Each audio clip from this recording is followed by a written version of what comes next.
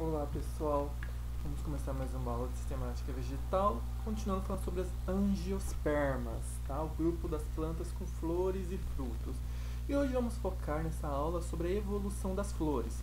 É a grande marca das angiospermas, que são as flores, como que elas surgiram, qual a estrutura delas. Primeiramente, vamos lembrar a estrutura de uma flor contemporânea, uma flor que existe hoje, uma flor completa, né, com todas as suas partes. Então nós temos a parte chamada androceu, que é o conjunto de estames, ou seja, o sistema masculino. Então aqui nós temos o estame, tá? Ele é formado pelo filete, que conecta a antera até o corpo da flor, tá? Até o receptáculo, tá? O filete e a antera, onde nós temos os sacos polínicos com a produção do pólen, né? Do grão de pólen. Temos o gineceu, que é o conjunto de carpelos ou pistilos, que é o sistema feminino. É essa garrafinha aqui, certo? Então, no carpelo nós temos o estigma, que é essa boquinha, o estilete, que é o pescoço da garrafinha, o ovário, que é essa dilatação basal, e dentro do ovário nós temos o óvulo, tá? E no óvulo nós podemos ter as oosferas, tá? Os gametas femininos. Lembrando que o óvulo evolui para a semente e o ovário evolui para fruto, tá bom? Então aqui temos o sistema reprodutor masculino e o sistema reprodutor feminino.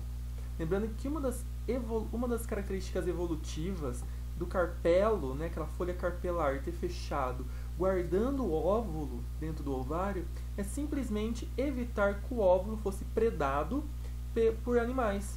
Tá? Porque é uma estrutura extremamente nutritiva, rica, né, em nutrientes, e que os animais predavam. Então, guardar ele protegendo de um ovário é proteção contra a herbivoria também.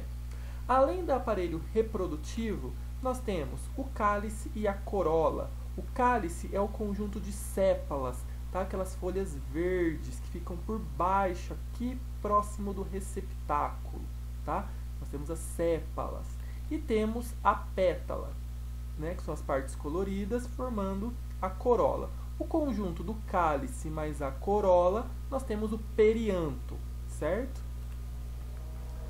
Olhando os grupos de plantas, as famílias mais diversas que existem hoje, nós temos as orquidáceas, com 24 mil espécies, e as Asteráceae, com 22 mil espécies. Tá? A orquidácea ela tem uma diversidade altíssima, entretanto, a dominância é baixa, a quantidade de representantes de cada espécie é muito baixa, diferente de Asterácea. Se a gente olhar a flor de uma orquidácea, ela é totalmente modificada, certo? Ela tem pétala e sépalas. Você está vendo que as sépalas também são coloridas? E ela tem 3 pétalas, uma, duas e essa aqui de baixo que é o labelo, tá? Se olhar no esquema aqui, ó, é aquela estrutura que parece um caninho mais comprido, tá? Que é uma pista de pouso para o inseto parar e entrar e chegar na coluna, que é onde nós temos um sistema reprodutor todo fundido e ocorrer a polinização. Já em Asterácea, nós temos plantas em girassol, margarida, onde nós temos uma inflorescência, né, várias flores no único pedúnculo, chamado de capítulo, onde tem várias microflores na região. Temos flores de borda e as flores internas. E a fecundação ocorre de fora para dentro, o que permite que a mesma flor, várias flores sejam fecundadas por pólens diferentes, né? Aumenta a diversidade genética. Então são as flores com maior diversidade no planeta, são das orquidáceas e das asteráceas. Mas como que isso ocorreu na história evolutiva? Lembrando da evolução das plantas com flores, das angiospermas, lembrando que os fósseis, a maioria deles são do Cretáceo, tá? Lembra o Arquefructus, que nós vimos na outra aula? Tinha uma espécie, aqui nós temos uma outra espécie. As primeiras flores eram folhas modificadas. Lembra que as folhas tinham os esporângios? Então aqui as folhas começaram a se dobrar, formando os carpelos, a começar a ter uma primeira noção de flor, tá? Mas ainda não é uma flor propriamente dita, mas já é um início. Aqui tem um estudo publicado na Natural Communication que mostra o ancestral de flores de angiospermas e sua rápida diversificação, porque elas mal surgiram, né, no contexto evolutivo, no contexto geológico, mas logo a diversidade de flores aumentou absurdamente. Então tem vários fósseis ao longo das eras de flores. Essa aqui seria a um esquema baseado nesse artigo de 2017 de como teria sido a primeira flor, propriamente dito. Então teria pétalas, sépalas com perianto, tá? Sem uma separação entre pétalas e sépalas. E aqui nós temos o gineceu, tá? A parte feminina em verde, mais interna, e o androceu, a parte masculina mais para fora. Isso aqui seria uma flor bissexual, né? Ela tem os dois sexos, ou monóica. E essas flores, antigamente, pensava-se que elas eram gigantes, já que as plantas eram gigantes, que as flores eram gigantes. Não, hoje sabe-se que essas flores eram muito pequenas. Elas foram crescendo e se diversificando ao longo da evolução. Mas dá para perceber, nós temos aqui uma folha dobrada, um carpelo com os óvulos dentro, e aqui o sistema masculino com os estames. E as pétalas e sépalas sem modificação ainda, sem separação em estrutura. Um outro esquema desse artigo mostra a bissexualidade e a unissexualidade das flores ao longo da evolução. Então, começando aqui naquele cladoana, tá?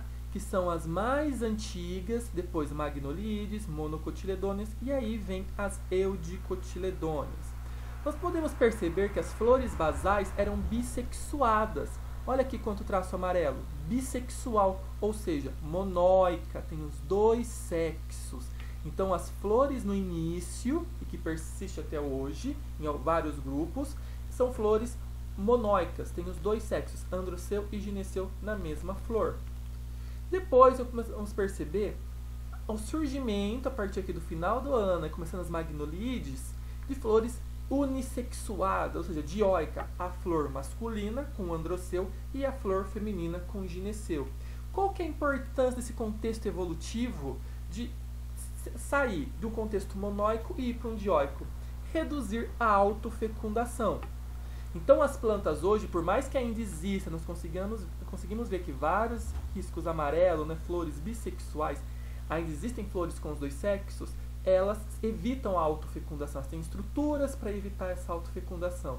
Lembrando que a autofecundação leva a uma baixa diversidade.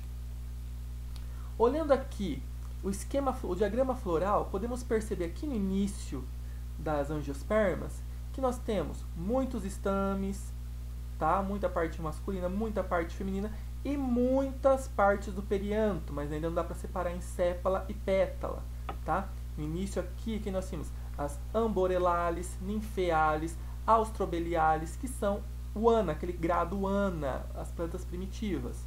Magnolides, que são flores bem vistosas, tá? São flores grandes com muitas estruturas. E depois a gente vem para as monocotiledôneas e eudicotiledôneas. Podemos perceber aqui que já aparecem as sépalas há 130 milhões de anos atrás.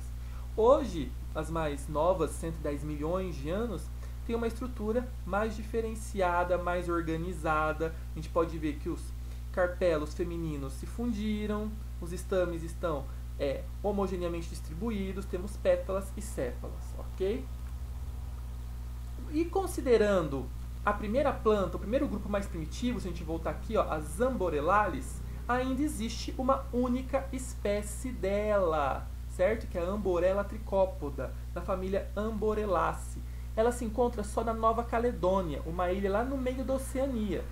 E são flores primitivas, que têm características basais ainda. São flores pequenas, unissexuais, coloração inconspícua, ou seja, sem uma coloração chamativa, quer dizer que a fecundação não é tão atrativa para os insetos.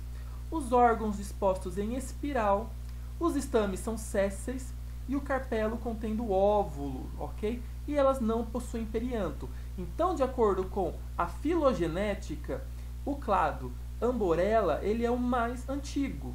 Então, a gente pode utilizar ele para estudar. E como só existe a Nova Caledônia, que é uma ilha que está milhões de anos separada do continente, ela é um modelo perfeito para estudar a evolução das flores. Então, provavelmente, as primeiras flores tinham um formato semelhante às flores de Amborella tricópoda, que é a única espécie que ainda existe no planeta da família Amborelaceae. Mas também a gente sabe que muitas flores são visitadas principalmente por insetos, né? Outros animais, como pássaros, como morcegos, mas principalmente por insetos.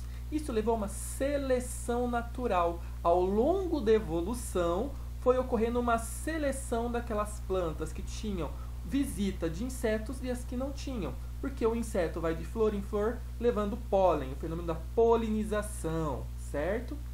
As flores, para atrair um polinizador, elas têm cores vistosas, antocianinas, flavonoides, entre outros, carotenoides. Odor, né, o odor característico, que pode ser fétido, se vai atrair mosquito, ou cheiro de perfume, que nem uma dama da noite, que atrai morcego. E o néctar, né, não é de graça, ela atrai néctar, que é um suco adocicado para o inseto, para o pássaro, para o morcego tomar. Consequentemente, isso vai levar à fecundação cruzada, porque o mesmo animal visita várias flores. Quando ele vai numa flor, ele enche de pólen e vai levando esse pólen para as outras flores, que é o fenômeno da polinização. Algumas flores coevoluíram tanto com seus animais, que elas têm formatos, olha essa orquidácea, ela tem o formato de um inseto, de uma borboleta, certo? Ela atrai, tem flores que tem até o feromônio de insetos fêmeas para atrair os machos. E eles ficam lá se aconchegando na flor, tomando pólen, né, grudando nos pelinhos do corpo. Quando eles vão para outra flor, eles vão levando esse pólen. Consequentemente, isso levou à diversificação. Então, um grande sucesso evolutivo das angiospermas não foi só a produção da flor, mas foi essa coevolução junto com animais. E esses animais nós temos a polinização, o fenômeno da polinização, que nada mais é do que a transferência do grão de pólen lá da antera até o estigma, aquela boquinha da garrafa lá do gineceu. E nós temos duas classificações. Quanto à flor, temos a polinização direta, ou seja, grãos de pólen da mesma flor, tá? Que chamamos de autopolinização, acontece com as ervilhas, por exemplo. E a indireta, quando grãos de pólen de flores diferentes, que é a fecundação cruzada, geralmente o inseto que vai trazer. E temos quanto ao agente polinizador. Por exemplo, temos o vento, chamamos de anemofilia, tudo termina em filia. Flores que dependem de vento para polinização são flores muito basais, são flores que não têm cores, não têm pétalas e sépalas chamativas, não produz odores, néctar, porque não precisa. Ela não vai gastar energia com produção de certas coisas que não precisa, pois o vento vai levar, tá? Que nem o dente de leão, a grama, as poáceas no geral. O vento leva. A água também nas plantas aquáticas, que é a hidrofilia.